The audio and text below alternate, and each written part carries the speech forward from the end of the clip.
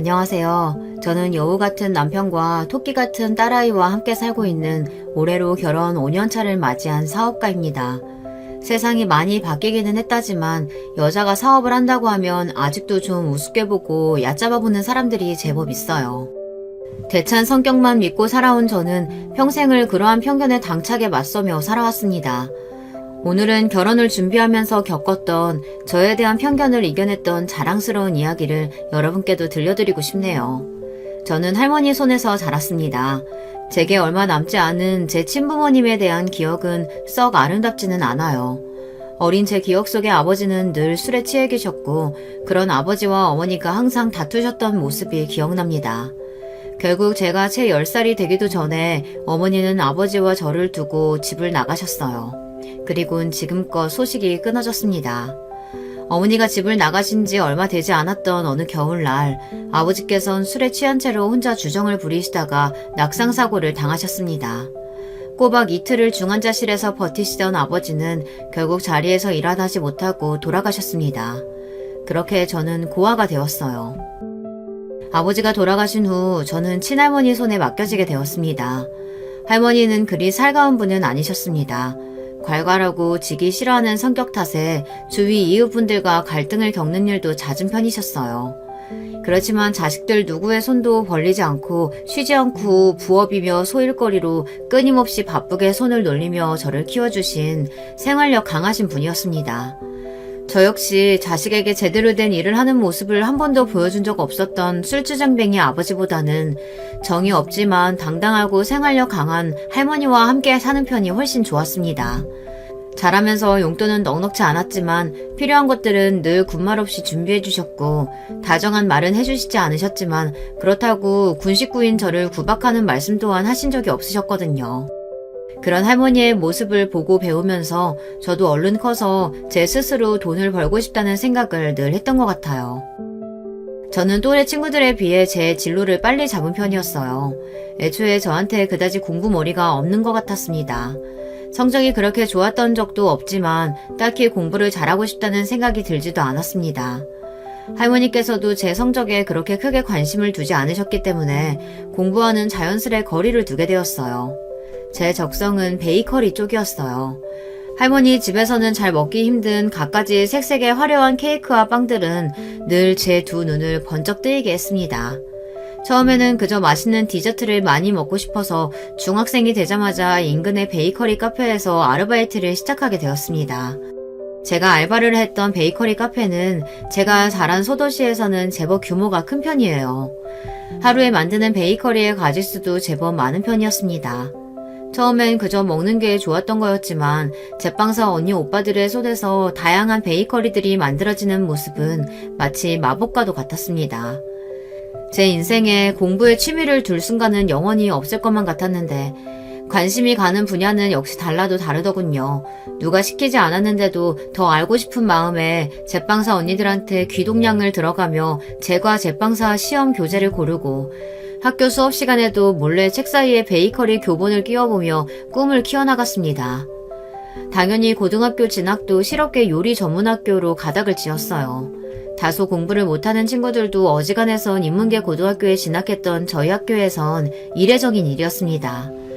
지금도 약간의 편견이 남아있지만 제가 진학할 때까지만 해도 실업계는 인문계 못 가는 애들이나 가는 곳이라는 편견이 굉장히 강할 때였어요.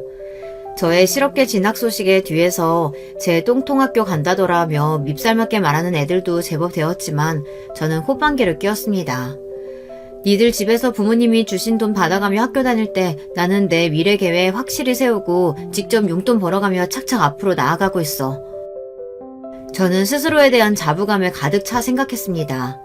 평소에 워낙 낱말이라고는 들어먹질 않는 대찬 성격이기도 하고 사실 저런 애들이야 제 인생에 그저 스쳐 지나가는 엑스트라 1, 2 정도일 테니까요. 할머니께선 제가 실업계에 진학하겠다고 말씀을 드려도 별다른 반응이 없으셨어요. 간간히 그래도 애 고등학교까진 인문계로 보내놔야지 하며 훈수를 두는 이웃들에게 자기 인생이야 자기가 알아서 결정할 일이지 쓸데없는 참견들도 많다 하며 시원하게 호통을 치셨습니다.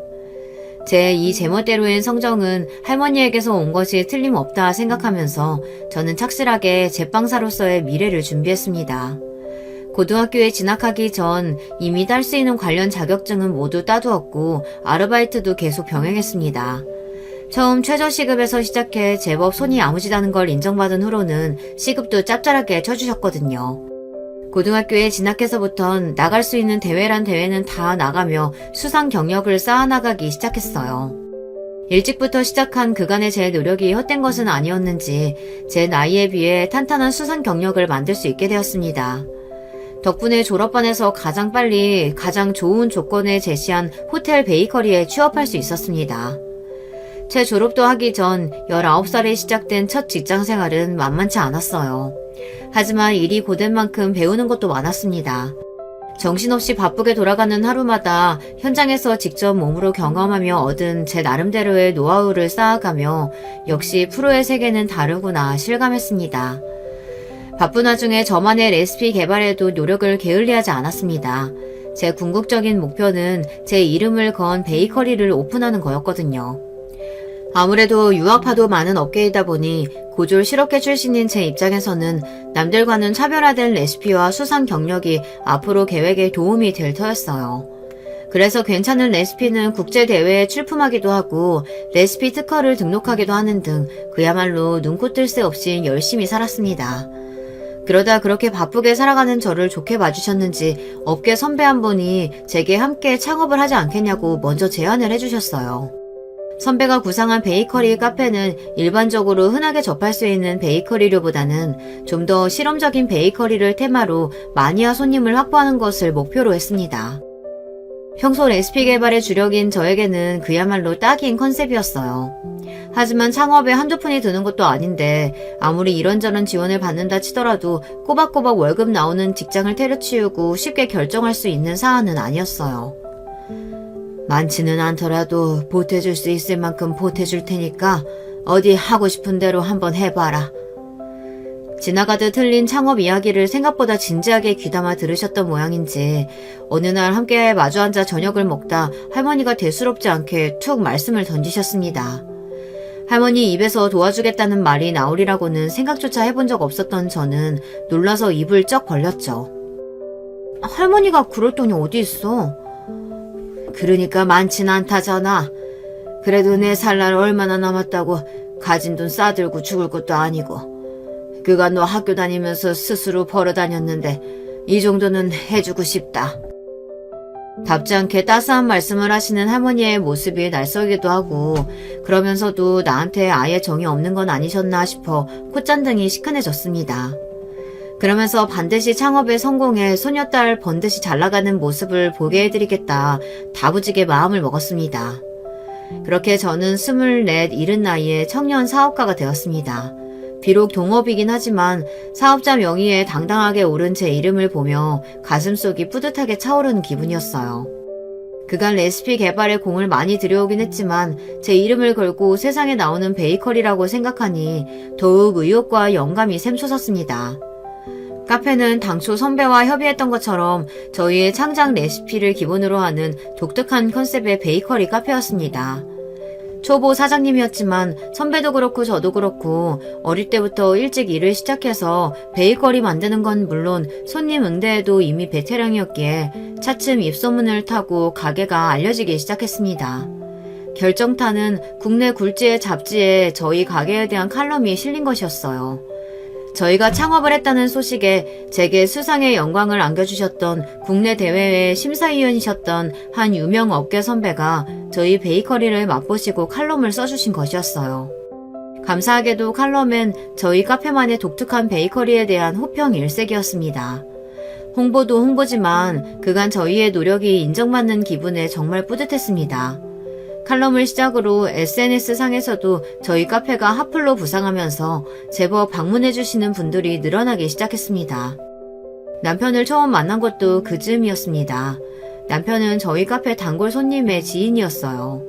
남편의 말로는 단골 손님과 함께 처음 저희 베이커리 카페에 방문했다가 손님을 응대하는 저를 처음 보고는 첫눈에 반했다고 합니다. 믿거나 말거나지만요. 저야 영업시간이니 정신없이 바쁜 와중이라 남편의 첫인상이 잘 기억이 나질 않거든요. 그렇게 단골 손님을 통해 남편과의 소개팅 제의가 들어왔어요.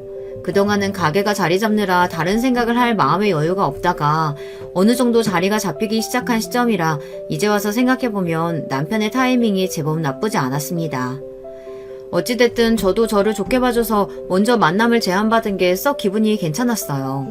그래서 소개팅 제안을 수락하기 전 간단한 신상 명세에 대한 정보를 어디 드러나 보자 싶었습니다.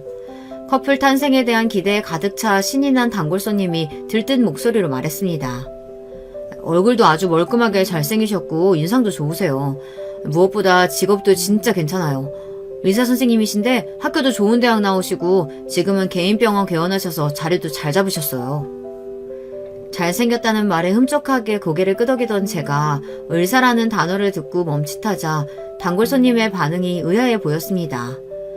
제 딴에는 제게 더 좋은 인상을 주려고 좋은 직업을 내세운 걸 텐데 제 반응이 영 마뜩찮아 보였을 테니까요. 의사 선생님이시고 학벌도 좋으시면 더 괜찮은 상대도 만나실 수 있으실 텐데요. 제가 담담히 말하자 오히려 손님이 당황한 것 같았어요. 그렇지만 좋은 학교와 의사라는 말에 다소 반응이 식었던 게 사실이었어요. 그간 제 번듯한 사업장과 탄탄하게 쌓은 경력에 제게 호감을 보이던 사람들도 실업계 고졸이라는 제 학벌만 듣고 눈빛이 바뀌는 경우를 수도 없이 겪어왔으니까요.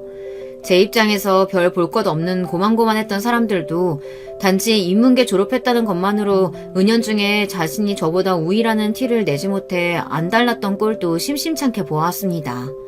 하물며 의사는 고학력자잖아요.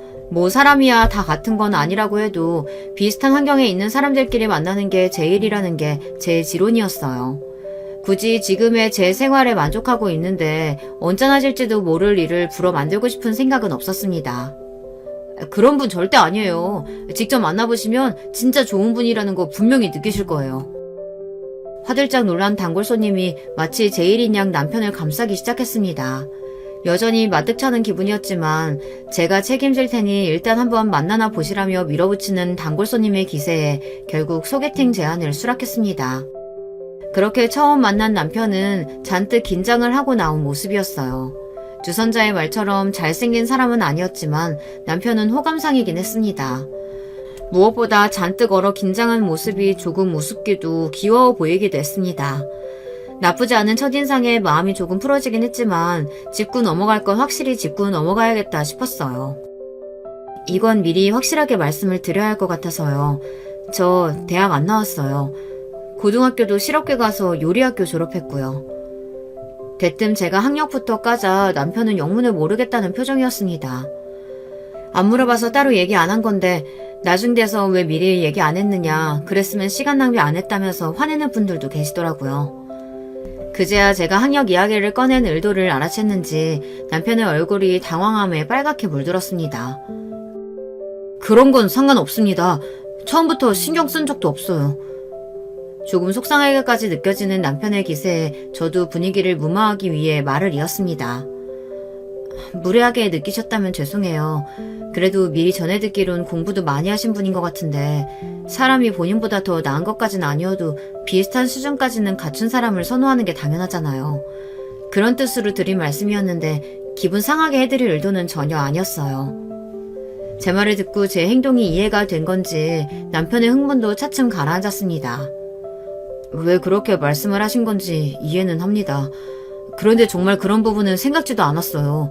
알게 된 지금도 문제될 부분이 아니라고 생각합니다. 무엇보다 무슨 잘못한 게 있는 것도 아닌데 출신 학교 가지고 사람 대하는 태도를 바꾸는 거 그 자체가 잘못된 일이라고 생각해요. 다소 고지식하게까지 느껴질 정도로 대쪽같이 구는 남편을 보니 괜히 내가 지레짐작으로 자격지심을 부린 건가 조금 머쓱하기도 하고 처음 만난 사람에게 저 역시 선입견을 가지고 대했다는 생각에 미안한 마음이 들기도 했습니다. 좋게 말씀해주셔서 감사해요. 그렇게까지 말씀해주시니 저도 더는 그런 생각 않고 재밌는 시간 보내다 갈게요. 평소 성격대로 시원스레 답하자 그제야 분위기가 풀리는 것 같았습니다. 다소 뻔뻔하게까지 한 저와는 다르게 남편은 수줍음이 많은 사람이었어요. 대화는 주로 제가 주도했지만 남편도 한마디라도 더 붙이려고 노력하는 게 보였어요. 그렇게 맛있는 걸 먹으며 이야기를 하다 보니 제가 생각보다 이 시간을 더 즐겁게 보내고 있구나 싶었죠. 매너 있게 차로 저를 집 근처까지 데려다준 남편은 차에서 내려 긴장한 표정으로 말했습니다. 혹시 기회가 있다면 다시 뵐 수 있을까요? 저도 남편을 다시 한번 만나보고 싶었습니다. 그래서 활짝 웃으며 말했죠. 네, 좋아요. 거침없이 감정이 드러나는 제 모습에 남편의 얼굴이 환해졌습니다. 그렇게 저희는 연애를 시작하게 되었죠. 비록 남편은 개원의로 저는 한창 궤도에 오른 베이커리 카페 사업으로 서로 눈코 뜰 새 없이 바쁜 시간을 보냈지만 그 와중에도 시간을 쪼개어 틈만 나면 얼굴을 보려고 노력했어요. 처음 가벼운 호감으로 시작되었던 마음도 늘 다정하고 마음 씀씀이가 넓은 남편에게 알게 모르게 많은 위로를 받으며 나날이 깊어져만 갔습니다. 일에서도 사랑에서도 안정감을 찾는 제 모습을 보며 할머니께서도 내심 흡족해 하셨습니다. 남편은 할머니와 단둘이 사는 제 사정을 알고는 저뿐만 아니라 저희 할머니께도 마음을 많이 써주었어요. 카페에 나가 있느라 제가 집에 없는 주말에도 과일을 싸들고 혼자 저희 할머니를 찾아가기도 하고, 그런 일은 평생 접해본 적도 없을 사람이 할머니의 부업 일거리를 거들겠다며 어설픈 손놀림으로 할머니를 돕기도 했습니다. 그렇게 숫기 없는 사람이 괄괄한 할머니께 살갑게 굴기가 쉽지 않을 텐데 그게 다 저에 대한 애정에서 비롯된 노력이라는 생각에 남편이 더욱 애틋하게 느껴졌습니다. 그리 엉망으로 할 거면 내려놓으라고 타박하시면서도 제게 지극정성인 남편이 할머니도 마음에 드신 눈치였어요. 연애 기간이 이어지면서 남편은 넌지시 결혼 의사를 비치기도 했지만 저는 아직은 그럴 마음이 들지 않았습니다. 물론 누군가와 결혼을 한다면 주저없이 남편을 택할 정도로 마음은 확고했지만 저는 20대에 결혼할 생각은 없었어요. 베이커리 카페가 안정적인 궤도에 올라서긴 했지만 궁극적으로는 독립해서 단독 창업을 하고 싶은 마음도 있었고 아직 해보고 싶은 게 너무나도 많았습니다. 살짝 아쉬운 기색이긴 했지만 제 일에 대한 열정을 누구보다 잘 이해하는 남편답게 그런 제 뜻을 응원해 주었습니다.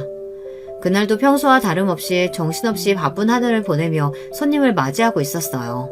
창가 쪽 자리를 차지한 여자 손님 두 분이 한참을 제 쪽을 바라보며 숙덕대시더군요.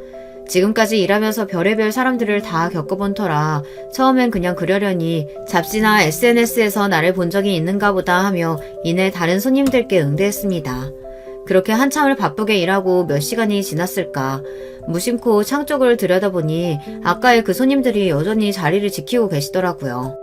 저희 카페는 다른 베이커리 카페들과는 달리 식사 메뉴에 주력을 하기보단 베이커리에만 집중하고 있어 포장 손님이 꽤 많은 편이었는데요.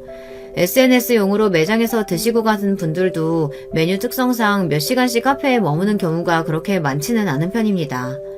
그래서 다른 손님들보다 오래 머무시는 그 두 분들이 눈에 띄지 않기가 더 힘들었어요. 그런 분들에겐 손님 관리 차원에서 한 번이라도 더 응대를 해드리려고 하는 편입니다. 저는 웃는 낯으로 두 손님들에게 다가갔습니다. 안녕하세요. 베이커리는 마음에 드세요? 손님 두 분은 바로 대답하지 않고 저를 위아래로 쓱 훑어보더니 자기들끼리 시선을 주고받았습니다.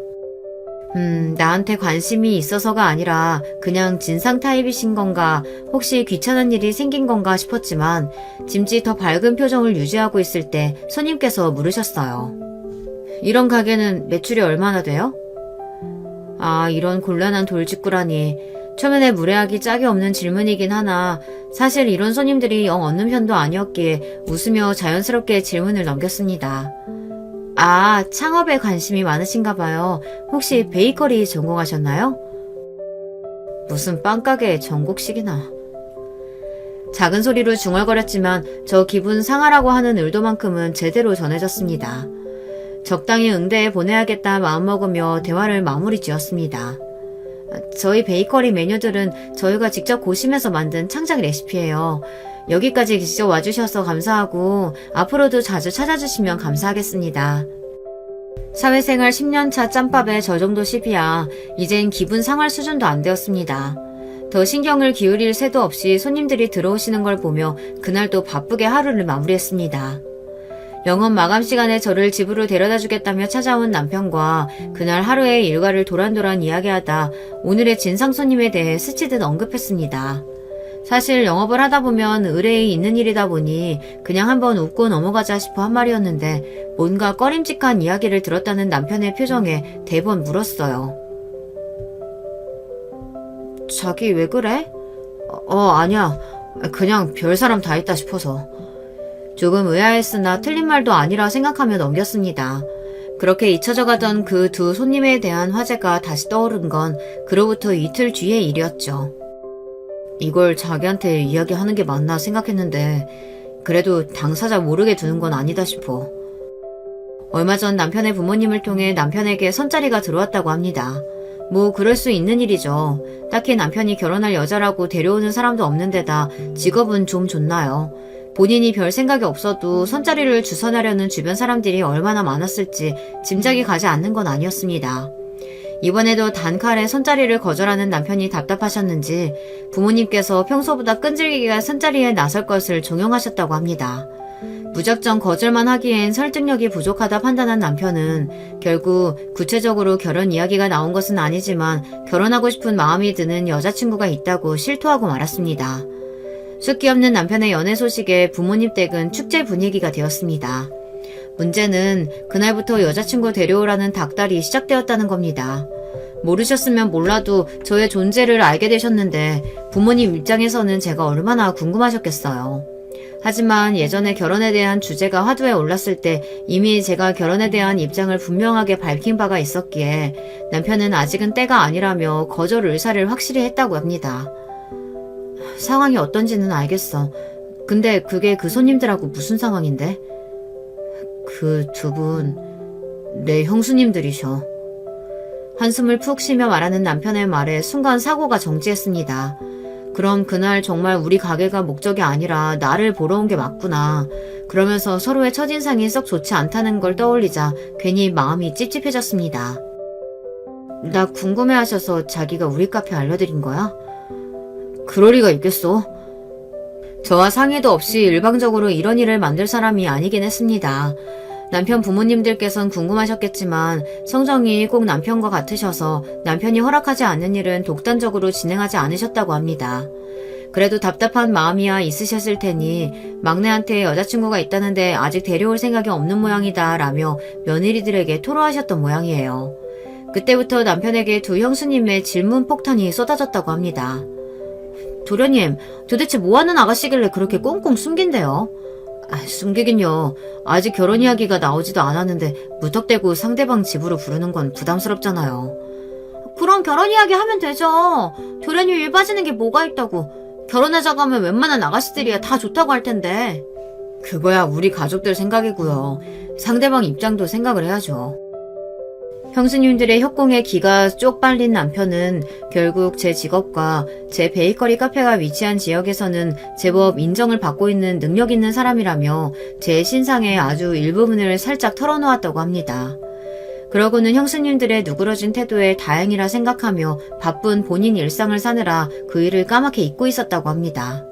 제가 며칠 전 웬 손님들이 대놓고 가게 매상을 물어보더라 라고 말하자 퍼뜩 그 난리가 떠오르기 전까지는요. 내가 확실하게 이야기하질 않았으니 설마 했는데 그 얼마 안 되는 걸 가지고 이리저리 들쑤셔서 결국 알아내신 모양이야. 미안해. 내가 그냥 그때 아예 응대를 안 했어야 하는데 자기도 모르는 새 이런 일을 겪게 만들었네. 사실 저희 카페가 제법 유명세를 겪었다 보니 단편적인 정보라 할지라도 마음만 먹으면 찾아내는 게 그리 어려운 일도 아니었을 거예요. 딱히 잘못한 것도 없는데 그만 제 앞에서 죄인이 돼버린 남편이 조금 측은하긴 했지만 무려 동서가 될지도 모르는 저와의 첫 대면에서 심상치 않게 진상의 기운을 풍기던 남편의 두 형수님을 떠올리니 이거 일이 귀찮게 될지도 모르겠다는 불길한 예감이 들었습니다. 그리고 또 며칠이 지난 후 형수님 두 분이 다시 저희 카페를 찾아오셨어요. 그러고는 손님들 계산줄을 싸그리 무시하더니 곧장 저에게 직진하시더군요. 도련님한테 얘기 들었다면서요? 새침하게 말하는 큰 형수를 보며 올 것이 왔다 싶었습니다. 그러나 저는 동요하지 않고 말했습니다. 지금 제가 손님 응대 중이라서요. 조금만 기다려주시겠어요? 뭐?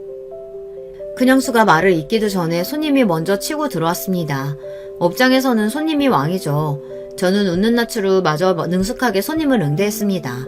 두 형수는 괘씸하다는 얼굴로 저를 쳐다보았지만 애초에 남의 귀한 업장에서 무례하게 군 건 저쪽이 먼저죠.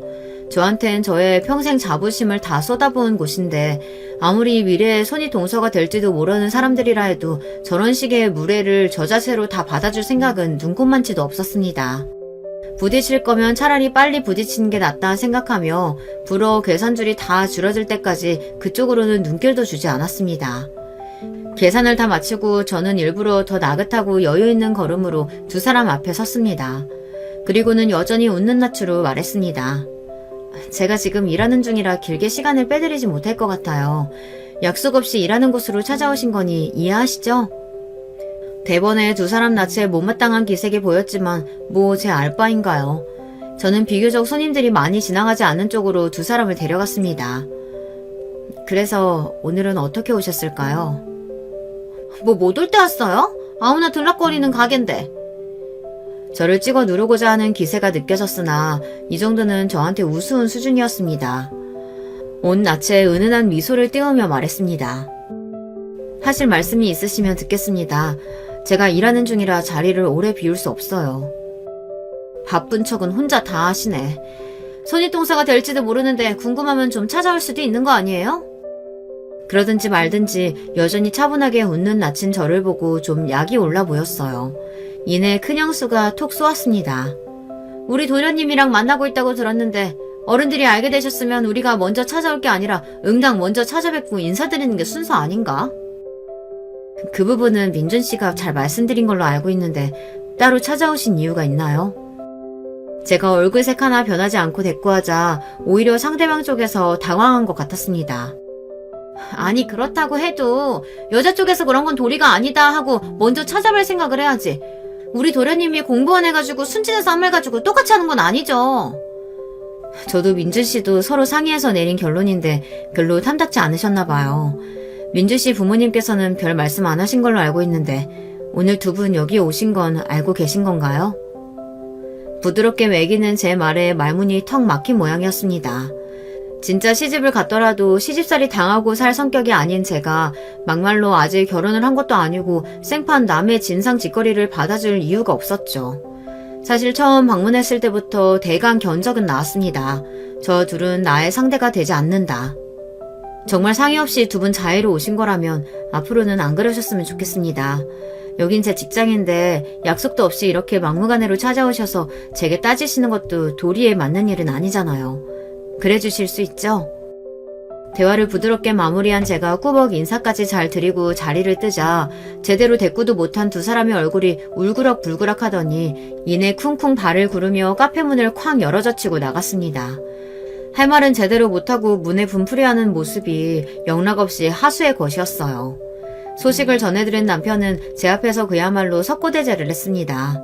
늘 그렇듯 제게 쩔쩔매는 모습이 안쓰럽고 귀엽기도 하고 조금 웃음이 나기도 했지만 단호하게 맺고 끊는 일에 약한 남편의 성정을 생각할 때 이 정도는 해둬야 앞으로 비슷한 문제가 생기더라도 입장 정리를 분명하게 하리라는 계산도 있었습니다. 저는 짐짓 근엄한 말투로 남편에게 선언하듯 말했습니다. 아직 구체적으로 계획된 것도 없긴 하지만 난 자기랑 결혼하게 된다고 하더라도 시댁이라고 무수리처럼 납작 엎드리고 살진 않을 거야. 결혼은 당사자 간에 서로 지지해주고 힘이 되어줄 수 있는 사람들끼리 하는 거지. 나 결혼했다고 당신이랑 당신 식구들이 내 상전이 되는 건 아니잖아. 그렇게 사는 게 결혼이라면 난 평생 결혼할 생각 없어. 무술이라니 내가 받들어 모시고 살아도 모자란데. 남편은 제 형사들에게 당한 수모로 행여나 제가 남편에게 정이라도 떨어지진 않을까 전전긍긍하는 모습이었습니다. 그래 당사자인 저 사람이 내가 저렇게 좋아 죽겠다는데 지들이 뭐 어쩔 거야. 그러면서도 내심 조금은 염려스러웠던 점을 넌지시 물었습니다. 자기 형수님들도 형수님들이지만 사실 내가 가장 걱정스러운 건 자기 부모님들이야. 혹시 자기 부모님들도 나 안 좋게 생각하셔서 형수님들 보내신 거면 어떡해? 아니야, 절대 아니야. 어머니도 형수들이 자기 카페 찾아간 거 뒤늦게 아시고 한 소리 하셨어. 절대 자기한테 그런 짓 하실 분 아니셔. 다급하게 손살에 치는 남편을 보며 의심스럽다는 눈초리로 바라보았지만 시부모님께서 여기 온 걸 알고 계시냐는 제 말에 눈에 띄게 당황하던 두 사람의 모습을 떠올려 보았을 때 거짓말을 하는 것 같진 않았습니다. 그렇게 또 한 번 남편의 다짐을 단단히 받아둔 후 저는 너그럽게 용서하는 모습을 보이며 남편을 토닥여 주었습니다. 늘 카페 일로 바빠 부쩍 밤늦게 혼자 계시는 일이 잦으셨던 할머니께서 쓰러지신 건 그로부터 얼마 지나지 않았을 때였습니다. 병원 응급실에서 걸려온 전화에 카페 일도 내팽개치고 불이 나게 달려간 병원에서 낯빛이 허옇게 질린 할머니를 보자 심장이 쿵 떨어지는 것만 같았습니다. 할머니는 그날 동네 어르신들과의 모임에 나갔다가 갑작스럽게 심장마비를 겪으셨다고 합니다. 그나마 처치가 빨라 목숨을 건지셨다는 의료진의 설명에 하필 그날 모임이 없어 손녀도 없는 집에 혼자 계신 할머니께서 심장마비를 겪으셨다면 어찌 되었을지 눈앞이 아찔해졌습니다.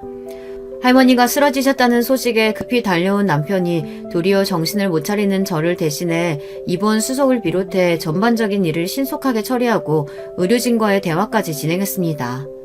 이럴 때 가까운 사람이 의사인 게 정말 의지가 많이 되더라고요. 무엇보다 자신의 일보다 더 저와 할머니를 신경 써주는 남편이 정말 든든했습니다.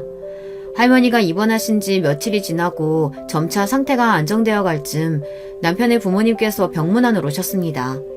저도 할머니와도 첫 대면이었죠. 시부모님께선 점잖고 사려 깊게 할머니의 쾌유를 비시고는 너무 오래 머무르지 않고 병원을 나서셨습니다. 병실 밖으로 배웅을 나온 제 손을 꼭 잡고는 시어머니께서 말씀하셨어요. 아가씨 입장에서 당황스러울 수 있다고 생각하면서도 모르면 모를까 키워주신 할머니께서 쓰러지신 걸 아는데도 찾아뵙지 않는 건 도리가 아니다 싶어 염치불구하고 왔어요. 할머니께서 혼자 힘으로 잘 키워주셨다고 들었는데 저리 쓰러지셨으니 그 마음이 오죽하겠어요. 정신없겠지만 그럴수록 환자 보호자가 더 제 몸 잘 챙겨야 돼요. 몸에 좋은 거 든든하게 챙겨 먹고 기운 내요.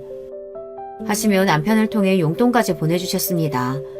송구함에 손을 내젓는 제게 밥 한 끼 못 먹고 가는 내 마음이 쓰여서 그런다 말씀하시는 시부모님께 그간의 마음고생이 다 위로받는 기분이었습니다. 남편이 저렇게 따스한 사람으로 자랄 수 있었던 게 다 부모님 덕분이었구나 하는 마음에 가슴이 따뜻해졌습니다. 너 지금도 영 결혼 생각은 없냐? 시부모님이 돌아가신 후 대뜸 할머니께서 묻는 말씀에 저도 생각이 많아졌습니다. 저도 모르는 새 형수들이 그랬던 것처럼 시부모님께도 환영받지 못할까봐 내심 많이 위축되어 있었나 봐요. 막상 만나뵈니 어렸을 적 떠나보낸 제 부모와는 비교도 되지 않을 정도로 다정했던 두 분의 모습에 눈 녹듯 마음이 녹는 것 같았습니다. 참 괜찮은 양반들이시더라. 민준이가 누굴 닮았는지 알겠어. 저도 고개를 끄덕였습니다. 하나뿐인 가족인 할머니의 약한 모습을 보고 나니 저도 마음이 더 약해지는 것 같았어요. 그간 제게 한결같이 힘이 되어준 남편에게도 애틋한 마음이 더욱 커졌습니다. 한번 결심이 서니 이 마음을 어서 남편에게 전하고 싶었습니다. 너 몸보신 안 시키면 내가 어머니께 혼난다며 성화를 부리는 통에 간만에 병원 밖에서 저녁을 먹다 대뜸 제가 말했습니다. 자기 아직도 나랑 결혼이 하고 싶어? 자기 앞에 뚝배기에서 갈비살을 발라다 제 앞접시로 올리던 남편의 두 눈이 동그래졌습니다. 그런 남편을 보며 씩 웃는 제 모습에 세상 빛을 다 머금은 듯 남편의 얼굴이 순식간에 환하게 빛났습니다. 결혼 준비는 남편의 주도하에 그야말로 불도저처럼 진행되었습니다. 아직 할머니도 완전히 몸을 추스르지 못하셨고 가뜩이나 바쁜 카페 일에 할머니 병간호까지 정신 차릴 새가 없던 제게 남편은 넌 아무것도 신경 안 써도 된다며 싱글벙글 웃었습니다. 제 앞에서는 네 꿈을 이룰 때까지 기다릴 수 있다며 내숭만만이던 이 남자, 결혼하고 싶은 마음이 굴뚝이었던 모양이었습니다. 남편의 부모님들께서도 결혼을 반기셨어요. 남편이 결혼하고 싶은 여자가 있다고 선언한 그 순간부터 막내 며느리 볼 생각에 설레하셨던 두 분이셨으니까요.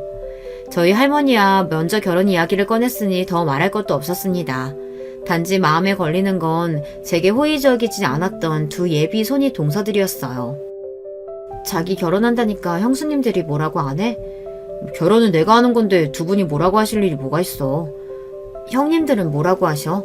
형수님들이 나 별로 안 좋아하는 거 아실 거 아니야. 형들이 뭐라고 하겠어. 형수님이 자기 안 좋게 이야기하려고 해도 자기 결혼도 아닌데 쓸데없이 내 결혼에 입대지 말고 잠자코 있으라고 형수님들한테 한마디 하시더라. 그 정도만 되어도 제 입장에선 충분했습니다. 모든 사람이 다 좋을 순 없는 거고 먼저 나를 건드리는 것만 아니면 부로 스트레스를 받아가며 크게 신경 쓰고 싶지도 않았어요. 그렇게 결혼 준비는 단계적으로 착착 준비되어 갔습니다. 예비 손윗동서들이 따로 저를 찾은 건 결혼이 한 달도 채 남지 않은 시점이었습니다. 이번에도 역시 저와 사전 약속 같은 건 잡은 적이 없었어요. 갑작스레 저희 베이커리 카페에 들이닥친 두 사람을 보며 오늘 하루가 피곤해지겠구나 직감했습니다. 이제 와서 갑자기 제가 마음에 들을 태도 없을 테니까요.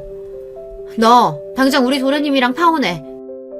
카페 안 모든 손님들의 시선이 동서들과 제게 꽂혔습니다. 딱 봐도 저희들이 저를 이겨먹을 수 있을 것 같지 않으니 이제 아예 결혼의 회방을 놓아야겠다 마음을 먹은 모양이었어요. 너 고아라며? 뻔뻔한 낯짝으로 실실대길래 진작에 알아봤지만 본데 없이 자라서 그렇게 막대 먹은 거야? 주제에 의사 남편 잡을 생각하니까 눈앞에 뵈는 게 없던? 저게 미쳤구나 싶었습니다. 감히 가족을 건드려? 저는 분노한 감정을 숨기지도 않고 쏘아붙였습니다. 미치셨어요? 여기가 어디라고 남의 사업장에서 몰상식하게 이게 무슨 짓입니까? 당장 나가요! 그러자 지지 않겠다는 듯 옆에 서 있던 작은 농서가 옆에 놓여있던 베이커리 트레이를 퍽 치며 바닥에 엎어뜨리고는 소리를 질렀어요. 카페 사장이라고 그리 유세를 부리길래 다 자기 건가 했더니 그것도 아니라며? 네가 벌면 얼마나 번다고 배운 것도 없는 게 기고만장해서 까불어 까불긴. 야, 나랑 형님 다 강남 파라군 출신이야. 너 같은 실업계 고졸 출신이랑 어울릴 군번이 되는 줄 알아? 진짜 기가 막혀서 참나. 아, 그렇게 잘 배워서 이렇게 무직한 짓을 창피한 줄도 모르고 저지르는 걸까요? 고졸 실업계 출신이라며 저를 무시하며 제 앞에서 학벌로 유세 떠는 사람들은 적지 않았지만 눈앞에 저것들이 최고봉이나 싶었습니다. 저는 두 여자를 날카롭게 쏘아보며 망설이지 않고 전화기를 들었습니다. 네, 거기 경찰서죠? 여기 업무 방해하는 사람들이 있어서요. 고성방가에 가게 기물도 파손하고 있습니다. 빨리 와주세요. 뭐 하는 거야 지금?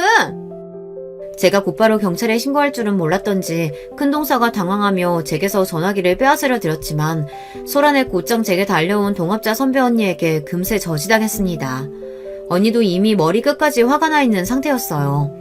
제 소중한 영업장을 아수라장으로 만든 것도 모자라 바닥에 엎질러진 귀한 빵들을 보고 언니도 눈이 돌아 있었습니다. 저희 카페 베이커리는 저희 두 사람의 자부심 그 자체였어요. 저도 언니도 차라리 저희가 다치면 몰라도 이런 모욕을 참을 사람들이 아니었습니다. 상황이 이렇게까지 커질 줄은 짐작하지 못했던 두 동서들은 웅성대며 쏟아대는 시선들이 늘어가자 식은땀을 흘리기 시작했습니다. 오냐, 너희 오늘 한번 인생의 쓴맛을 보게 해주마. 다부지게 마음먹은 저는 절대 봐주지 마라 소리치는 선배 언니의 응원을 뒤로하고 곧 도착한 경찰들과 함께 동서들과 경찰서로 향했습니다. 공권력의 힘까지 보게 되자 이제 동서들은 거의 울지경이었습니다. 그 와중에도 제게 굽히기는 싫었는지 제가 아니라 연신 경찰들에게 사과를 하며 선처를 호소했어요. 그러길래 이기지도 못할 걸 건드리긴 왜 건드려 속으로 욕을 하고 있는데 남편이 경찰서 안으로 급히 뛰어들어왔습니다. 어떻게 알고 왔어? 저희가 카페를 나서자마자 언니가 남편에게 곧장 연락을 한 모양입니다. 답지 않게 흥분해서 시뻘개진 얼굴로 남편이 소리쳤습니다. 제가 그렇게 알아듣게 말씀을 드렸는데 어떻게 이러실 수가 있어요? 이 사람이나 저는 물론이고 저희 부모님까지 무시하는 게 아니면 어떻게 이런 짓을 합니까? 절대 선처 안 해드릴 테니까 그렇게 아세요. 이 사람이 봐달라고 해도 제가 절대 용서 못합니다. 태어나서 남편이 그렇게 화를 내는 모습은 그때도 그 이후로도 본 적이 없습니다. 누구도 의심할 수 없도록 확실하게 제 편이 되어주는 모습에 굳건했던 제 마음에도 도리어 소름이 불쑥 올라오는 것 같았습니다. 이 사람은 평생 흔들림 없이 내 편이 되어주겠구나. 목구멍 안쪽이 시큰해졌습니다. 얼마 지나지 않아 동서들의 남편, 즉 제 예비 아주버님들도 헐레벌떡 경찰서로 뛰어들어왔습니다. 제 아내의 얼굴을 보자마자 당신 도대체 이게 무슨 짓이야? 버럭 소리를 내지르는 아주버님의 기세에 동서들은 바짝 쪼그라들었습니다. 그래도 제 남편이랍시고 여보 하며 우는 소리를 내는 꼴이 우습기 짝이 없었습니다. 망신도 세상 이런 망신이 없다며 타박하던 아주버님들은 이내 저와 제 남편의 눈치를 보기 시작했습니다. 재수 씨한테는 정말 면목이 없습니다. 막내 너한테도 일이 이렇게 돼서 정말 미안하다. 우리가 처신을 잘했어야 하는데. 이 사람들이 100번 잘못했지만 그래도 곧 가족 될 사람들인데 부디 너그러운 아량으로 한 번만 봐줄 순 없을까? 은근슬쩍 선처를 호소하는 아주버님께 남편은 나랑 인연 끊을 생각 아니면 더는 말 얹지 말라며 단호하게 일갈했습니다. 좀처럼 볼 수 없는 남편의 무서운 기세에 아주버님들도 더는 아무 말도 하지 못했습니다. 뒤늦게 사건의 전말을 알게 된 시부모님께서는 경악하셨어요. 그야말로 제 앞에서 죄인이 되어버리셨죠. 자신들이 하신 일도 아닌데 예비 며느리 앞에서 몸둘 바를 몰라 하시는 부모님이 안쓰러워 보이기도 했습니다. 자신들이 덕이 부족해 이런 일을 겪게 했다는 시부모님의 숙인 허리를 일으켜드리며 일이 이렇게 된 건 저도 유감스럽다는 생각이 들었습니다. 처음에는 은근히 봐주길 바라는 눈치시던 아주버님들께서도 제 부인들 때문에 예비 며느리 앞에 죄인이 되어버린 부모님의 모습에 다시금 화가 치솟으셨는지 사과와 함께 저희 뜻대로 하라고 말씀하셨습니다. 결론적으로 저는 고소를 취하지 않았습니다. 가족이라서 봐줘야 하는 건 아니니까요. 애초에 저들은 저와 가족이 될 마음이 눈꼽만치도 없는걸요. 제가 일부러 그런 것도 아니고 자기들이 저지른 만큼은 제대로 벌을 받았으면 하는 마음이었습니다. 처벌은 확실했습니다. 목격자도 워낙 많았을 뿐더러 CCTV의 증거도 너무나 확실하게 남아있었으니까요. 젊은 여성 손님들이 많이 찾아주시는 저희 베이커리 카페 특성상 진상을 부려도 물리적인 위협보다는 언어폭력을 행사하는 진상의 비율이 높은 편이었어요. 때문에 처음에 설치비가 부담스럽긴 했지만 일부러 소리 녹음까지 선명하게 들어가는 고가의 CCTV를 설치해둔 덕분이었습니다. 아주버님들이 더 적극적으로 사정하지 못한 것도 그 때문일 거예요. 제 부인들의 추태가 CCTV 영상 안에 너무나 적나라하게 박제되어 있으니까요. 시작부터 제게 흠이 제대로 잡히고 들어가서 그런지 결혼 이후 두 손윗동서들은 제 앞에서 찍소리도 하지 못했습니다. 가족들 모두에게 비난이란 비난은 배가 부를 정도로 먹어나서인지 영 기를 펴지 못하는 모습에도 그다지 불쌍하다는 생각이 들지 않는 걸 보면 저도 참 보통 성격은 아닌 모양입니다. 결혼 후에도 저는 꿈을 이루고자 하는 노력을 게을리하지 않은 끝에 독립해서 저 혼자 단독 대표인 사업체를 새로 꾸렸습니다. 절대로 결혼이 네 꿈을 이루는데 발목 잡히게 하지 않겠다 신승당부하던 다짐처럼 남편은 제가 새 사업을 시작하는데 전폭적인 지원을 아끼지 않았습니다. 그간 제 뼈와 살을 갈아가며 준비해온 회심의 새 레시피와 이미 얻은 유명세가 가게의 번창에 큰 도움을 주며 저는 독립 5년 만에 분점 2군데를 포함해 총 3곳의 베이커리 카페 사업장의 어엿한 대표로 성장했습니다. 선배 언니와 단 둘이서 제빵을 했던 이전과 달리 전문 파티셰도 여러 고용하며 제 생활에도 드디어 숨 돌릴 여유가 조금은 생겨났어요. 짬을 내어 우리 딸과 남편과 함께 시부모님과 제 할머니를 모두 모시고 해외여행도 다녀왔습니다. 저희 매장처럼 특이한 베이커리에 익숙한 세대가 아닌 제 할머니와 시어머니를 모시고 시장 조사차, 카페 투어도 자주 다니고 있어요. 딸이 없는 시어머니는 며느리와 함께 예쁜 카페도 구경하고 맛있는 디저트도 함께 먹는 새로운 경험이 퍽 마음에 드신 눈치였습니다. 이제는 먼저 인터넷 검색하셔서 가볼 만한 베이커리 카페 시장 조사도 함께 해주십니다. 동서들과는 그냥 별 변화 없이 그렇게 계속 대면대면한 채로 지내고 있습니다. 솔직히 이제 와서 딱히 가깝게 지내고 싶은 마음 같은 건 들지 않아서요. 제 사업장 규모가 커지고 수입이 늘어갈수록 동서들이 제 눈치를 살살 보는 게 보였지만 딱히 아는 척하지 않았습니다.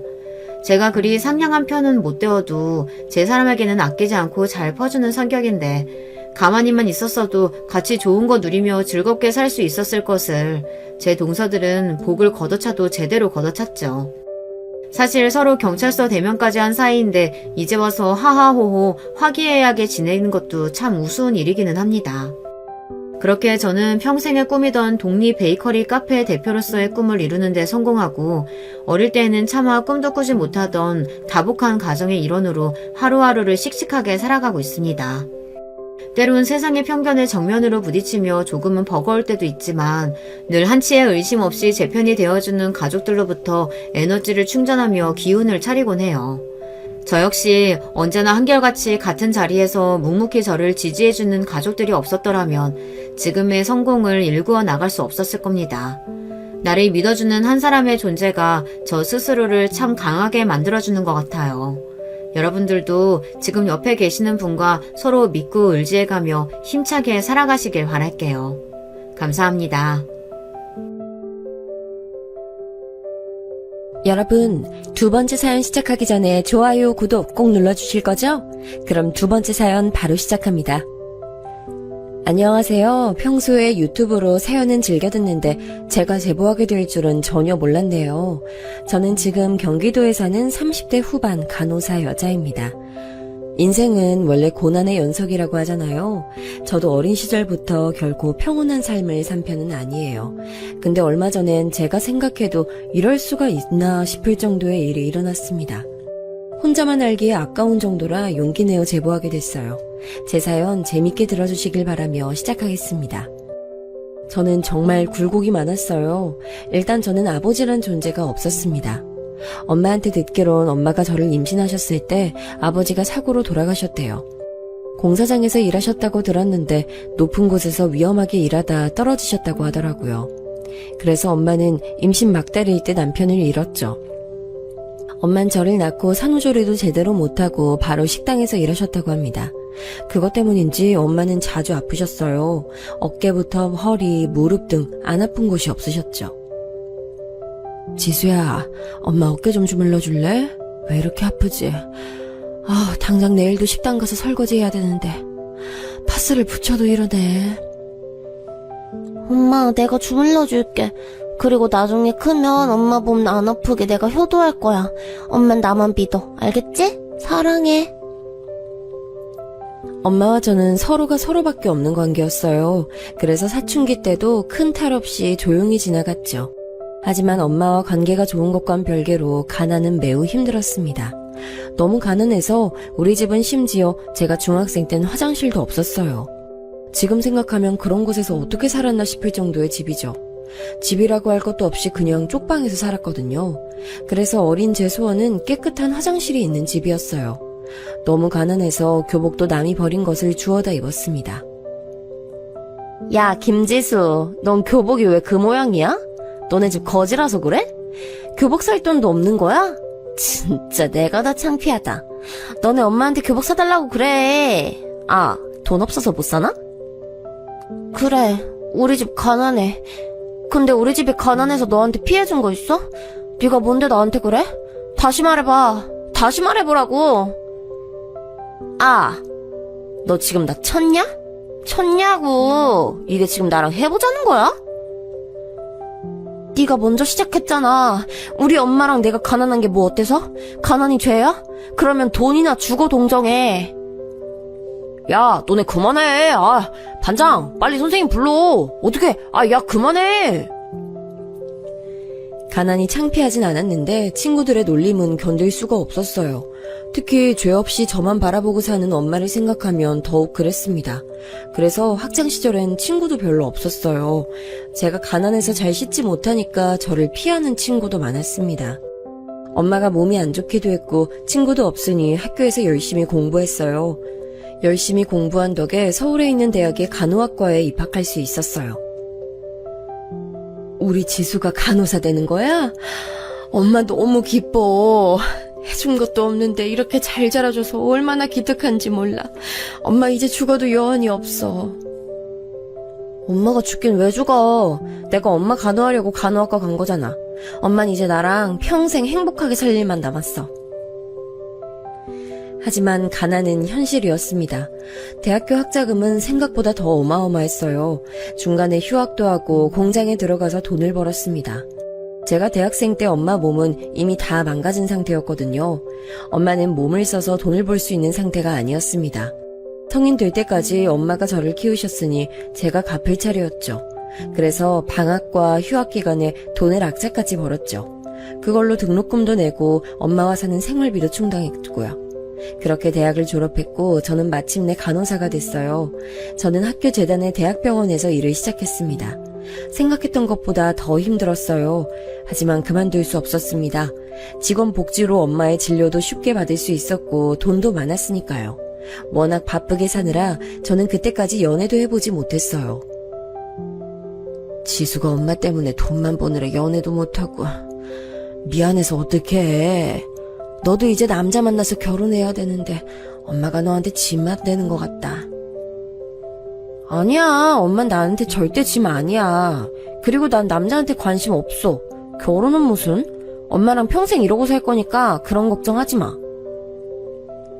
실제로 저는 남자에게 관심이 없었어요. 친구도 없는데 무슨 연애를 하겠어요. 그런데 이런 저에게도 사랑이 찾아왔습니다. 안녕하세요, 김 간호사님. 혹시 아까 허리 안 좋다고 하셨던 환자분 못 보셨어요?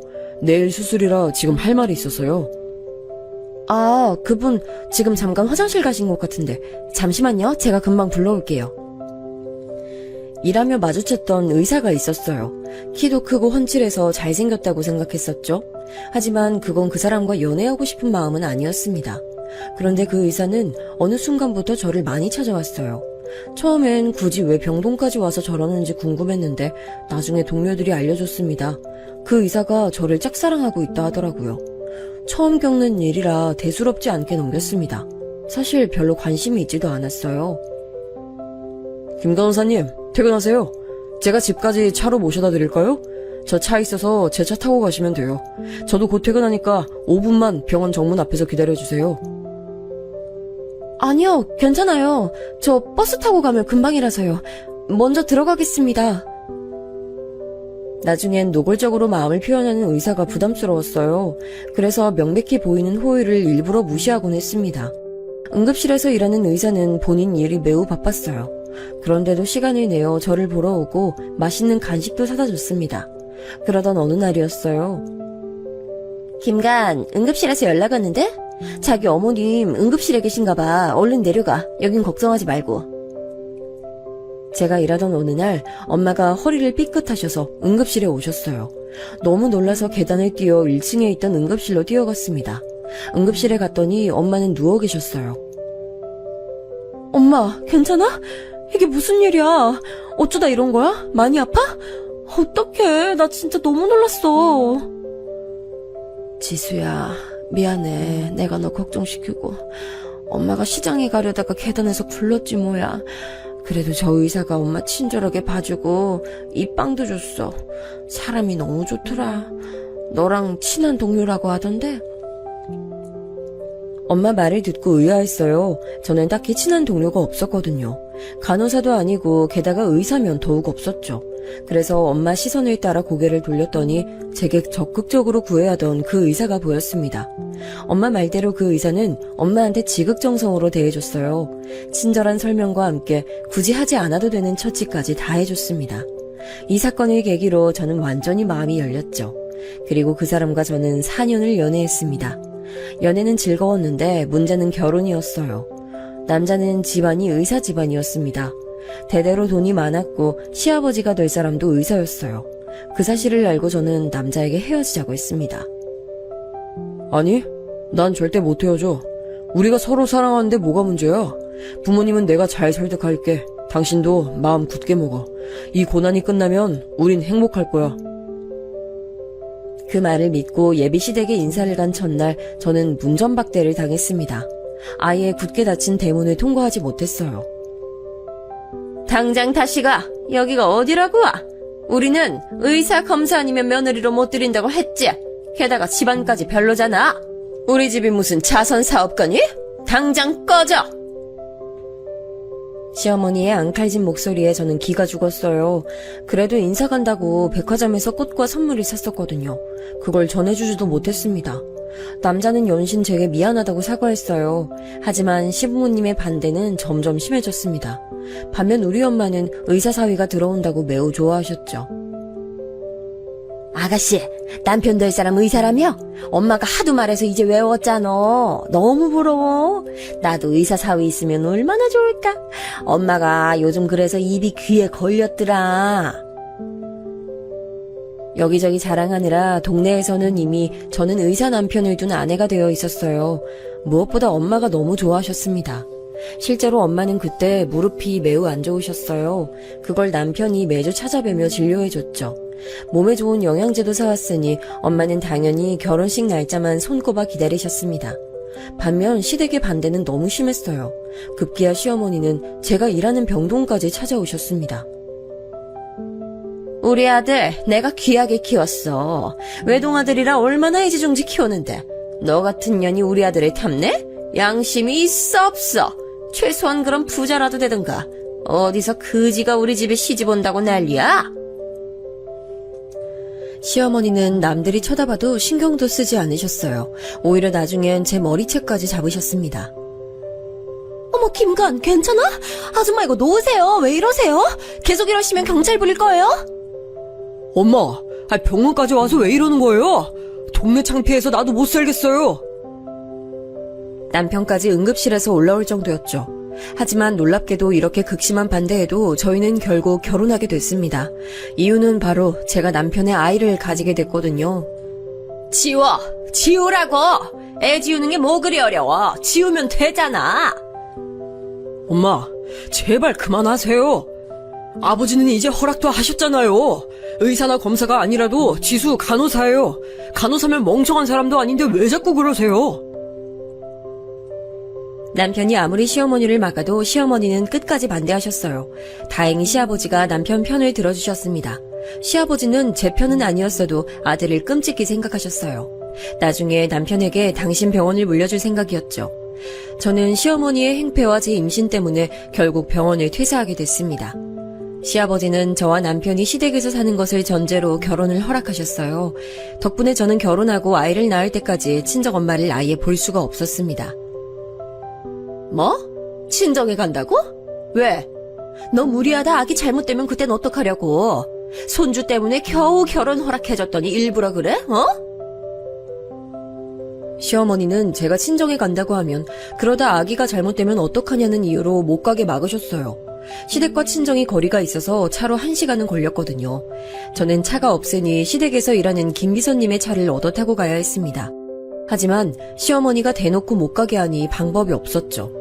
남편은 일하느라 바빴고 택시는 돈이 없어 탈 수가 없었습니다. 혹시 몰라 그동안 모아놓은 돈은 다 엄마를 주고 왔거든요.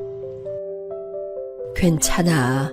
시댁에서 마음 편하게 출산 날짜 기다리자. 그래도 우리 딸 목소리 들으니까 기쁘다. 정서방은 여전히 잘해주지? 남편이야 늘 잘하지. 아기 낳으면 엄마 보러 갈게. 몸 아프면 언제든지 전화하고 약 잘 챙겨 먹어. 혹시라도 어디 이상한 것 같으면 연락하고. 알겠지? 그래, 알겠어. 안 그래도 정서방이 연락도 자주 하고 찾아와서 엄마가 마음이 놓여. 우리 딸이 결혼 하나는 진짜 잘했어. 남편이 엄마를 찾아갔어? 그건 몰랐네. 무튼 알겠어. 엄마, 나 이만 끊을게. 몸 건강히 잘 챙겨. 저는 겨우 전화로 엄마와 연락하며 출산을 손꼽아 기다렸죠. 사실 남편과 저는 결혼식도 올리지 못했어요. 급하게 결혼하느라 엄마와 시부모님 얼굴을 겨우 2번 본 게 전부였습니다. 그래서 우리 엄마는 시어머니가 저를 심하게 반대하는진 모르고 계셨어요. 시부모님이 결혼을 쉽게 허락하지 않았다는 건 알지만 남편이 엄마에게 매우 잘했거든요. 심지어 저도 몰랐는데 결혼하고 저 몰래 엄마를 챙기기도 했더라고요. 그런 남편만 보고 버텼습니다. 아기 낳으면 그 아기 두고 너는 떠나. 내가 창피해서 결혼식도 못 올렸는데 너 같은 애를 어떻게 내 며느리로 받아? 출산하면 그대로 떠나라. 어머니, 제가 잘할게요. 저 출산하고 다시 취직해서 돈도 벌게요. 그 돈 벌어서 아픈 네 엄마한테 다 가져다 주려고? 내가 그거 모를 줄 알아? 내 아들이 번 돈까지 가져갈 거잖아. 우리 집은 자선사업가가 아니라고 몇 번을 말해. 아기 낳고 번 돈은 어머님도 드릴게요. 제가 진짜 약속해요. 어머님 시키시는 거 제가 다 하고 제사나 명절이나 생신 때도 나서서 챙길게요. 저 너무 미워하지 마세요. 결혼은 현실이야. 집안 대 집안이 엮이는 게 결혼인데 우리 집하고 너희 집하고 엮이면 누가 손해니? 그만하자. 입 아프다. 시어머니는 아기를 낳으면 그 아기를 두고 집을 나가라고 하셨습니다. 시아버지가 손주를 애타게 원하셔서 아기는 꼭 두고 가라고 했죠. 하지만 아기가 소중한 것은 저도 마찬가지였어요. 저는 어릴 때 아버지가 없는 한부모 가정이었잖아요.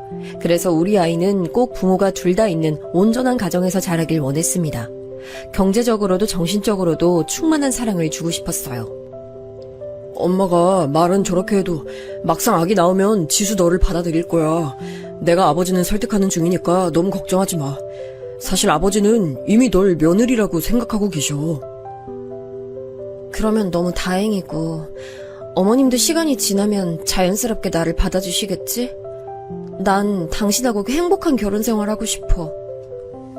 실제로 시아버지는 저를 좋아하진 않으셔도 미워하지도 않으셨어요. 문제는 바로 시어머니였습니다. 아기를 낳자마자 시어머니에게 들은 첫 마디가 아직도 기억이 나요. 너무 생생해서 가끔 꿈에도 나올 정도입니다. 아들 낳아서 대를 이을 생각을 해야지. 딸이 뭐야? 딸이 뭐가 소중해? 너처럼 나중에 남자 꼬셔서 결혼시키는 법이나 알려줘라. 산후조리도 하기 전에 저는 저 말을 듣고 얼마나 울었나 몰라요. 시어머니는 시아버지나 남편이 있으면 저 정도로 막말을 내뱉진 않으세요. 그래서 어느 순간부터 저는 둘이 남게 되면 손을 떨기 시작할 정도로 시어머니가 두려웠습니다. 반면 아기를 낳으니 시아버지는 아들이 아니어도 기뻐하셨어요. 우리 집안에 딸이 귀한데 공주가 찾아왔네. 요즘 여의사도 많다던데 우리 공주도 여자 의사가 되면 볼만하겠어. 며느리 너도 고생했다. 사돈도 병원으로 불러서 공주 보게 해야지. 아버님, 그럼 엄마 불러도 될까요? 안 그래도 엄마가 아기를 너무 보고 싶어 하세요.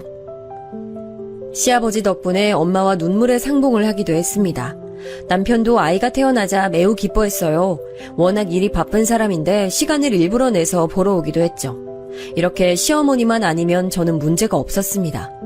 하지만 시어머니는 아기를 낳자 저를 더 괴롭히기 시작하셨어요. 제가 본격적으로 시어머니와 틀어진 계기가 하나 있습니다. 바로 미역국 사건이에요. 친정엄마가 제가 아기를 낳았으니 집에서 미역국을 만들어 오셨어요. 일부러 전라도에서 미역을 배송시켜서 푹 끓인 미역국이었죠.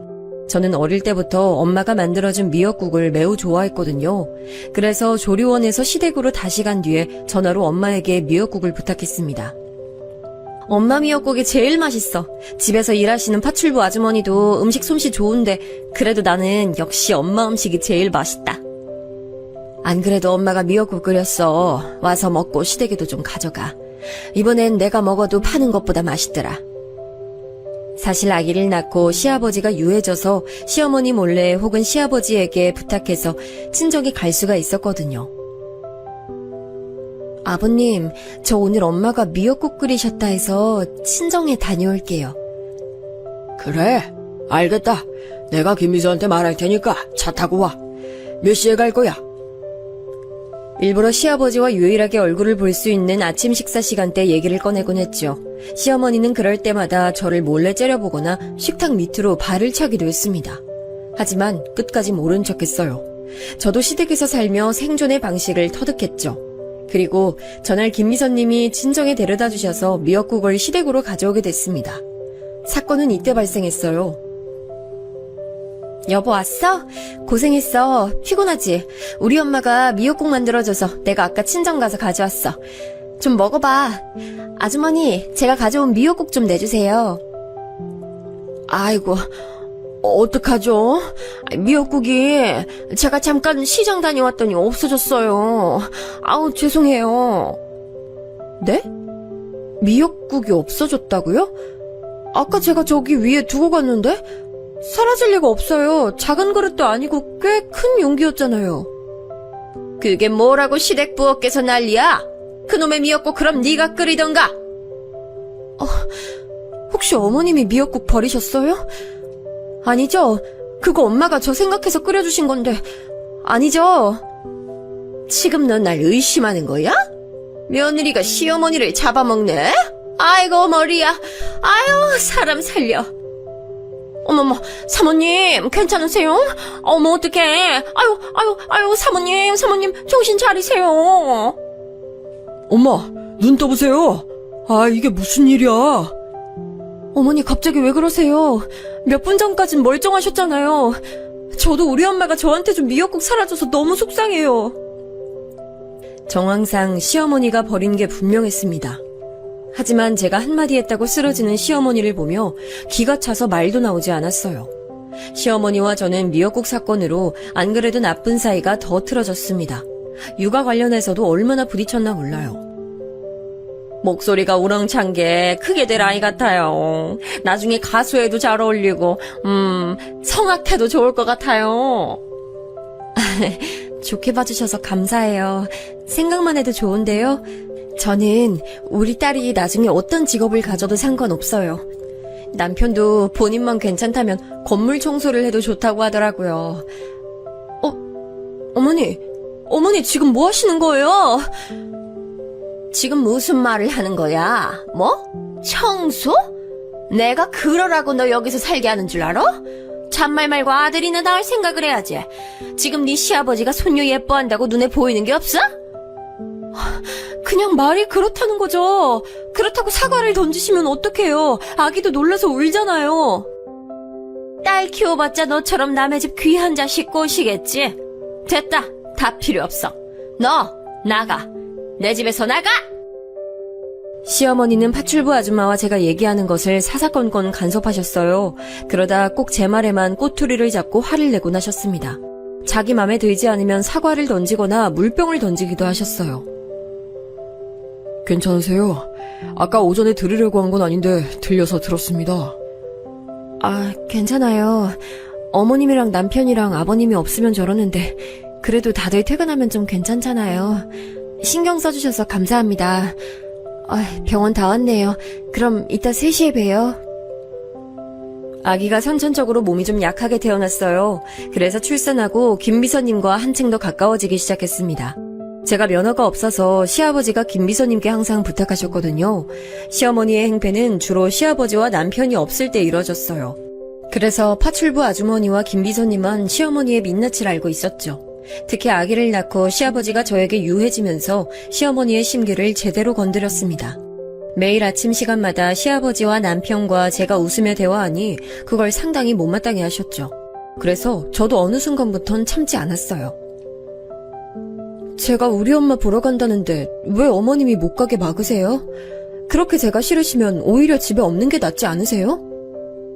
갈 거면 걸어서 가. 왜 자꾸 김 비서를 대동하는 거야? 아까 아침에 어머님도 들으셨잖아요. 아버님이 저랑 딸 몸 편하게 다녀오라고 김 비서님한테 시키셨잖아요. 네가 여우처럼 눈웃음을 살살 치며 말하니까 그렇지. 왜? 이제 시아버지도 꼬시게? 어머니, 말씀이 지나치세요. 아무리 그래도 그건 아니죠. 제가 미운 건 알겠는데 이제 그만하세요. 저 친정 다녀오겠습니다. 어딜 가?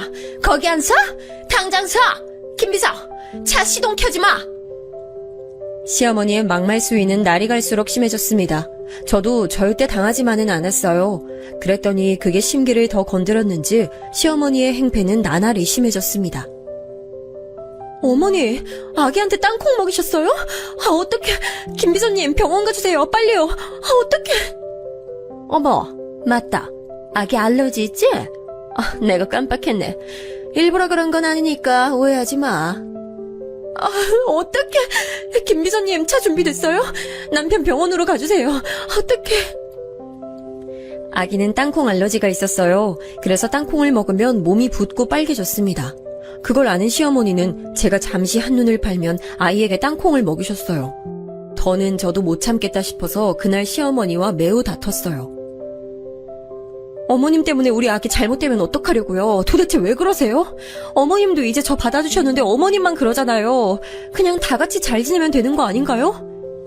우리 아들은 내가 봐둔 검사 여자랑 결혼해야 돼.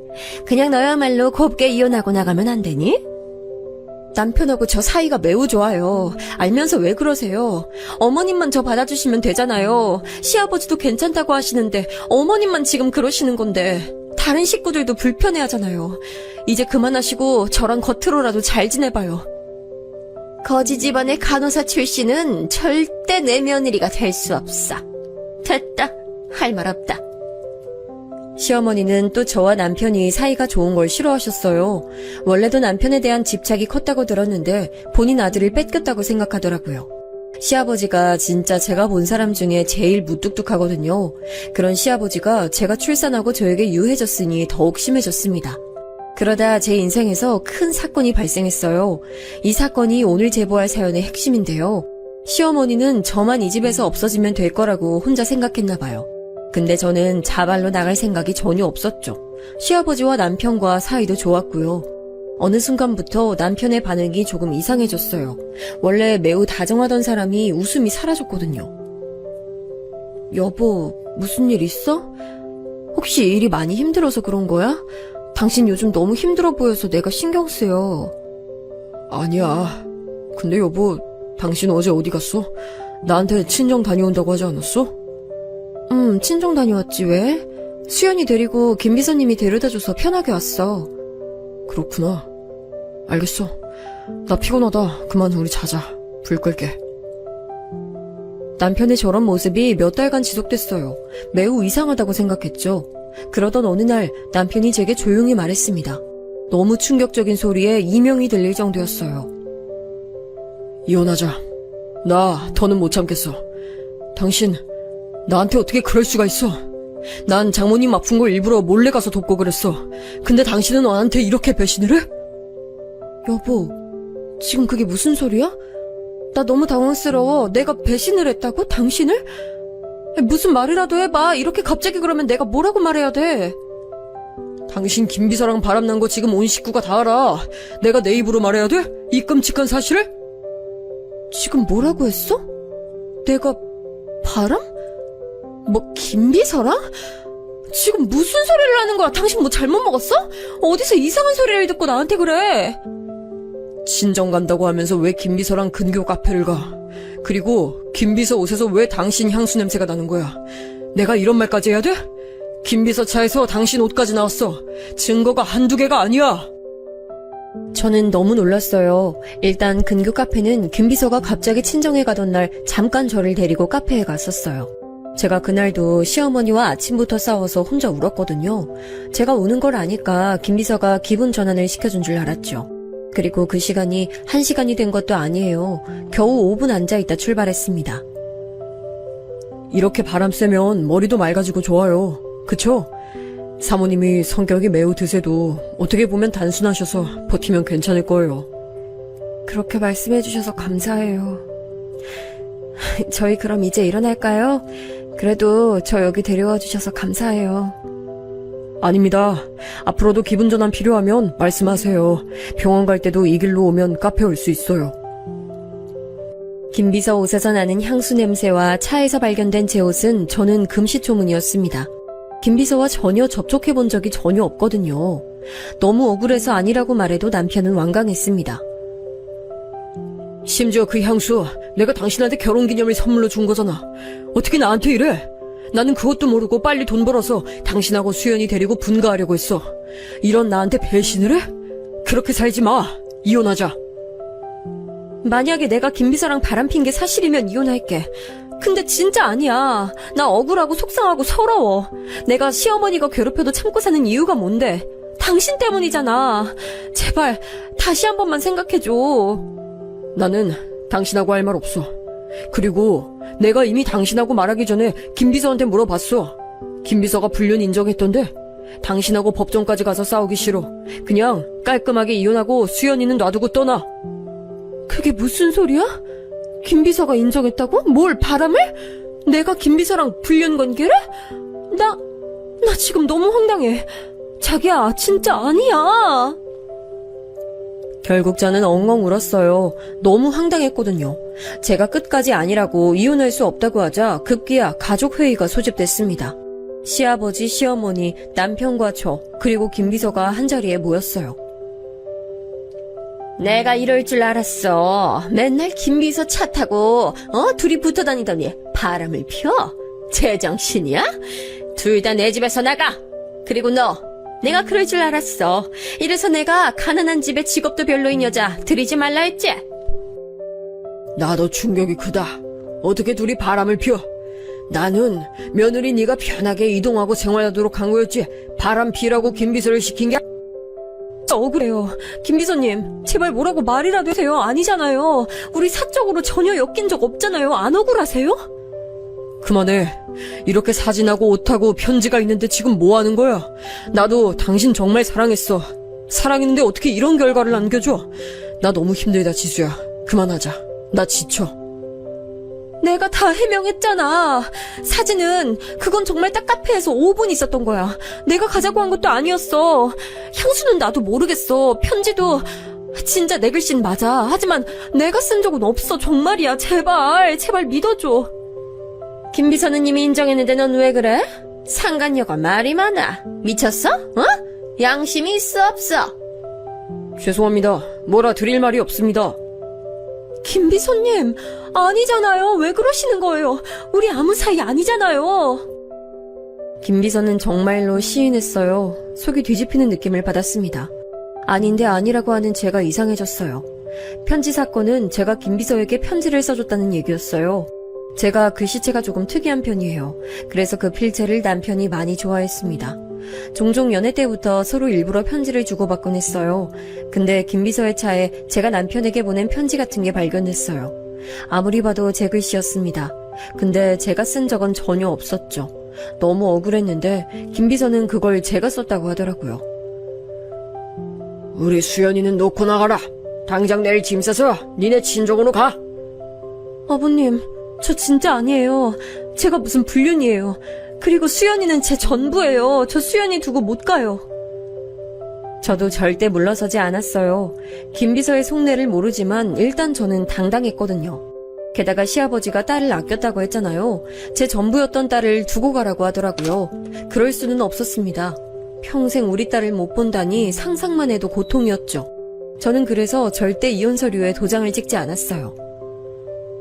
불륜한 년이 감히 내 집에서 자? 당장 꺼져 나가. 어머님도 아시잖아요. 김 비서랑 제가 불륜이에요? 아닌 거 누구보다 아시잖아요. 문 열어주세요. 수연아 제발요. 아버님, 여보, 김 비서님 제발요. 시어머니는 저를 대문 밖으로 쫓아냈어요. 꺼지라고 지갑과 핸드폰도 바닥에 던지셨죠. 아기를 뺏긴 저는 엉엉 울며 대문을 두드렸습니다. 그래도 굳게 닫힌 문은 열리지 않았어요. 너무 속상해서 대문 앞을 떠날 수가 없었습니다. 다음날 아침이 되어 남편과 시아버지가 출근하러 나왔어요. 저 이혼 못해요. 억울해서라도 못해요. 우리 수연이한테 불륜해서 집 나간 엄마가 될 순 없어요. 끝까지 가자. 그래, 나도 당신하고 이러기 싫었는데 이건 당신이 자초한 거야. 우린 서로 의견을 굽히지 않았습니다. 그리고 결국 그렇게 우리 싸움은 법정까지 갔어요. 하지만 저는 돈이 없잖아요. 믿을 만한 친정도 없었죠. 저한테 있는 건 억울한 마음과 아픈 엄마였어요. 물론 간호사 면허가 있으니 죄 취업 걱정은 없었어도 당장 변호사를 선임할 돈은 없었습니다. 결혼하고 일 그만두고 시댁에서 살았으니 수중에 돈이 전혀 없었어요. 반면 시댁은 원래 잘 사는 의사 집안이잖아요. 이름만 들으면 다 아는 아주 유명한 로펌 변호사를 무려 3명이나 선임했더라고요. 살면서 법원에 올 일이 있을까 싶었는데 이런 이유로 올 줄은 몰랐습니다. 현실이 믿기지 않았어요. 만약 제가 정말로 김 비서에게 사심이 조금이라도 있었다면 억울하진 않았을 거예요. 그런데 그것도 아니니까 억울함에 밥도 제대로 먹을 수 없었습니다. 잠도 못 자고 종일 우느라 시간을 보냈어요. 살도 무려 10kg가 빠져서 해골 같은 모습이었죠. 그렇게 법원에서 서로 잘잘못을 따지기 시작했습니다. 저는 정말 모르는 내용이에요. 몇 번을 말했는지 몰라요. 카페를 간 건 맞지만 거기서 아무 일도 일어나지 않았어요. 향수와 편지 그리고 옷은 모르는 내용이라 할 말이 없습니다. 전부 다 사실입니다. 사모님과 사장님께 뭐라 드릴 말이 없어요. 죄송합니다. 죄송하단 말밖에 할 말이 없습니다. 김 비서님, 진짜 왜 그러세요? 아니잖아요. 억울하지도 않으세요? 저 우리 집안 망친 년이 조용히 안 해? 자, 다들 진정하세요. 그럼 증인 앞으로 나오세요. 너무 억울했습니다. 법정 안에서 제 편은 아무도 없었어요. 엄마가 몸이 안 좋다고 했잖아요. 엄마가 쓰러질까봐 저는 부르지도 않았습니다. 시아버지 품에 있는 제 딸을 보니 눈물이 자꾸 났어요. 시댁 측에선 파출부 아줌마를 증인으로 불렀더라고요. 이미 김 비서의 태도를 보고 저는 대충 눈치를 채고 있었습니다. 아마 돈으로 뒷거래한 것 같았어요. 김비서가 예전에 자기가 빚이 많다고 했었거든요. 저를 집에서 내쫓으려고 김비서에게 돈을 주고 거래했겠죠. 파출부 아줌마를 보고 그 생각이 들었습니다. 그래서 반은 체념한 상태였어요. 아줌마는 저와 눈도 마주치지 않았습니다. 그 모습을 보고 눈물만 흘리고 있었는데 바로 그때였어요. 완전히 판도가 바뀌어버리는 상태가 발생했습니다. 증인, 말씀하세요. 집에서도 김비서와 며느리가 애정행각을 했다고 하던데 맞나요? 아니요. 아닙니다. 예? 아줌마, 지금 뭐 하는 거야? 똑바로 말해야지. 아니라니? 아유, 저 이거 못하겠어요. 사모님 아니잖아요. 양심에 찔려서 도저히 저는 거짓 증언 못하겠어요. 전부 사실이 아니에요. 증인, 제대로 대답하세요. 증거도 많고 증언도 많습니다. 왜 이러세요? 지금 장난하세요? 똑바로 말해요. 다들 진정하세요. 증인, 계속 말하세요. 사모님은 그냥 미친 사람이에요. 이 불륜 다 사모님이 뒤에서 조작한 거라고요. 사장님하고 작은 사장님은 아무것도 몰라요. 사모님이 김비서한테 뒷돈 어마어마하게 주고 만들어낸 거짓 사건이에요. 아휴, 이게 무슨 말이야? 아니, 난 모르는 말이야. 조용히 안 해? 나가! 당장 나가! 저는 이게 무슨 상황인지 몰랐어요. 저만 당황한 게 아니고 거기 안에 있는 모든 사람이 저와 같은 표정이었습니다. 남편과 시아버지의 표정도 놀랐어요. 김비서는 입술만 꾹 다물고 눈을 깔고 있었습니다.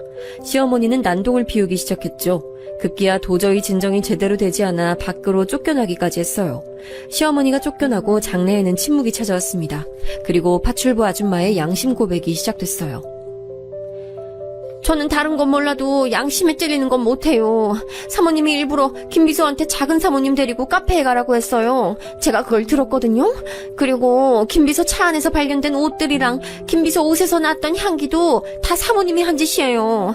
심지어 사모님은 밤마다 몰래 작은 사모님 필체를 공부했어요. 몰래 편지를 훔쳐서 필체 흉내를 냈어요.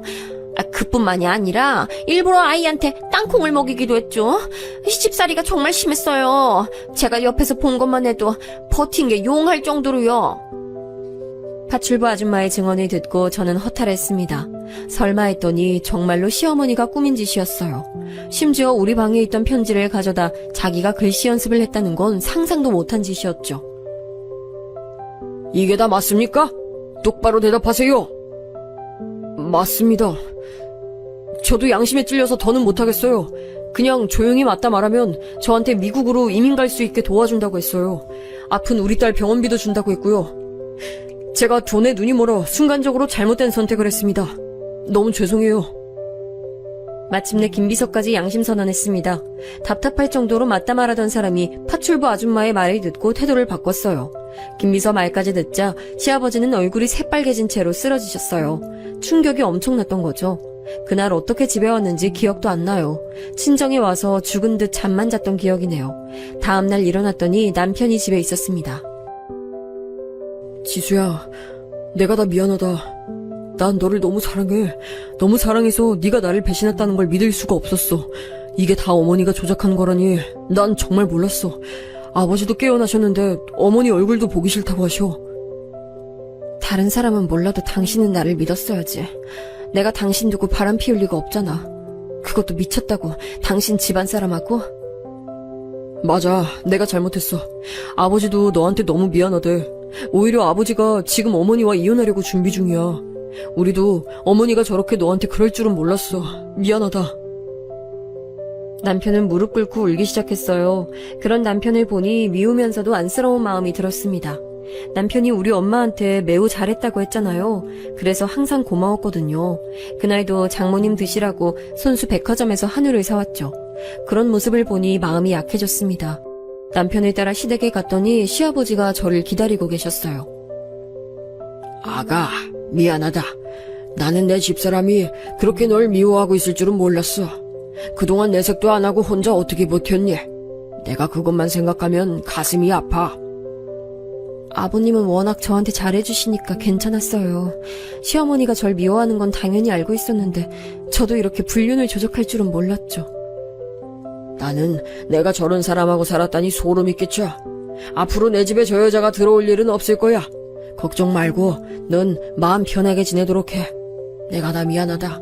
평생 사죄하며 살게. 실제로 시아버지는 바로 이혼했습니다. 시어머니는 끝까지 자기 잘못 아니라고 우겼어요. 하지만 파출부 아줌마와 김비서의 양심선언 덕분에 그동안 당했던 걸 다 말했습니다. 세상이 까발리니 마음이 얼마나 편했는지 몰라요. 지수야, 우리 독립하면 장모님 모시고 살자. 그동안 우리 집에서 네가 고생 많았어. 그래? 엄마가 좋아하시겠다. 우리 앞으로 잘 살자.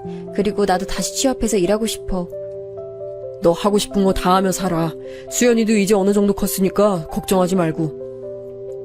그렇게 저는 시댁을 나와 남편과 엄마와 같이 살게 됐습니다. 그리고 바로 119에서 지금은 간호사로 일하고 있어요. 확실히 집에만 있다가 사회생활하니 마음이 상쾌해요. 가끔 시댁에 들려 시아버지를 뵙고 오기도 하죠. 아이고, 작은 사모님, 이게 다 뭐예요? 아유, 너무 감사해요. 전 그냥 양심에 맡긴 건데, 아유, 감사합니다. 고맙게 먹을게요. 제 인생을 구해주신 분인데요. 받아주셔서 감사해요. 아주머니 아니었으면 저는 고통받으면서 살고 있을 거예요. 아니, 살 수도 없겠죠. 그동안 사모님 시집살이 당하느라 고생 많았어요. 제가 옆에서 보면서 얼마나 마음 아팠나 몰라요. 우리 딸 같아서. 저 몰래 챙겨주신 거 다 알아요. 진짜 제가 평생 갚으며 살게요. 아주머니에게도 그 이후로 꾸준히 보답하고 있습니다. 저와 제 가족을 살린 은은이잖아요. 김비서는 조용히 우리 곁을 떠났어요. 남편에게 물어보니 자기가 알아서 사라졌다고 하더라고요. 사실 김비서에게 나쁜 감정은 별로 없습니다. 그냥 시어머니가 제 인생에서 사라진 것만으로도 저는 매우 만족하고 있어요. 시아버지도 이 사건 이후로 저에게 매우 잘해주세요. 힘들면 본인 병원에서 일하라고 하시더라고요. 아이도 이제 더는 병원에 가지 않아도 될 정도로 몸이 많이 좋아졌습니다. 시어머니도 재판 끝에 결국 이혼해서 집에서 쫓겨나게 됐어요. 내가 저주할 거야. 끝까지 저주할 거야. 얼마나 잘 사나 보자고. 너희 각오해. 시어머니는 마지막에 얼굴을 봤을 때 끝까지 저런 태도를 보였어요. 남편과 시아버지는 질릴 대로 질려서 아예 무시하더라고요. 저도 대꾸할 가치를 못 느껴서 그대로 무시하고 집으로 들어왔죠. 그래서 요즘은 아무 걱정 없어요. 남편과 사이는 오히려 예전보다 좋고 친정엄마와 같이 사니 엄마도 너무 좋아하세요. 고생 끝에 낙이 온다고 하죠. 비 온 뒤에 땅이 굳는다는 말이 무슨 말인지 이제야 알 것 같아요. 제 사연은 여기까지입니다. 들어주셔서 정말 감사합니다.